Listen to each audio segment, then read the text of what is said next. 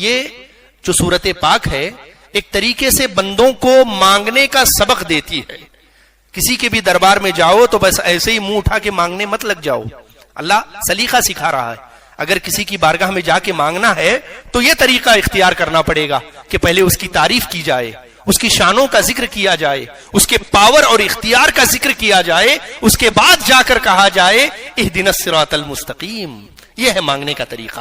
تو اللہ رب العزت ارشاد فرماتا ہے پہلی آیت میں الحمدللہ رب العالمین, تمام تعریفوں کا حقدار, تمام تعریفوں کا مستحق اللہ ہے. اب حمد کسے کہتے ہیں؟ کسی کی بھی ذاتی خوبی اور کمال کے اعتراف میں جو تعریف کی جاتی ہے اسے حمد کہتے ہیں. توجہ سے, کسی کی بھی ذاتی خوبی, ذاتی کمال کے اعتراف میں جو تعریف کی جاتی ہے اسے حمد کہتے ہیں. آپ نے کسی بلڈنگ کو دیکھا, بڑی خوبصورت تھی, اس کی تعریف آپ نے کر دی. کسی دریا کی روانی کو دیکھا, تعریف کر دی. کسی عالم کے علم کو دیکھا, تعریف کر دی. کسی حسین شخصیت کو دیکھا, اس کی تعریف کر دی. تو یہ حمد نہیں ہے. کیوں؟ کیونکہ یہ ذاتی کمالات نہیں ہیں, یہ کسی کے دینے سے اس کے اندر آئے ہیں. لیکن اللہ رب العزت کی جب بھی آپ تعریف کرتے ہیں تو یہ حمد ہے, کیونکہ اللہ کے اندر جو بھی کمال ہے وہ کسی کے دینے کی وجہ سے نہیں ہے, وہ اللہ کا اپنا ذاتی کمال ہے. تو حمد اور تعریف میں آپ فرق سمجھیے. حمد کسے کہتے ہیں؟ ذاتی کمال, ذاتی خوبی کی وجہ سے اس کے اعتراف میں جو آپ جملے کہتے ہیں وہ حمد بنتے ہیں.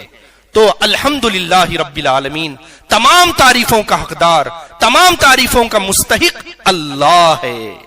پھر جب بھی انسان کسی بھی اللہ کی بنائی ہوئی چیز کی تعریف کرتا ہے, حقیقت میں وہ پلٹ کر اللہ ہی کی تعریف ہوتی ہے, کیونکہ اس چیز کا بنانے والا اللہ ہے. اور دیکھیے قرآن میں اللہ نے یہ نہیں فرمایا حمدللہ رب العالمین, نہیں فرمایا, بلکہ الف لام کے ساتھ فرمایا الحمدللہ رب العالمین. کیا مطلب ہوا؟ مطلب یہ ہوا کہ چھوٹی سی چھوٹی تعریف یا بڑی سے بڑی تعریف, جو بھی تعریف ہو سکتی ہے, حقیقت میں اس کا مستحق اللہ ہے.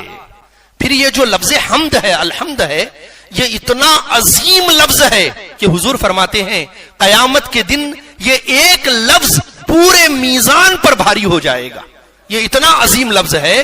اس عظیم لفظ سے اللہ نے اپنے کلام کی ابتدا فرمائی.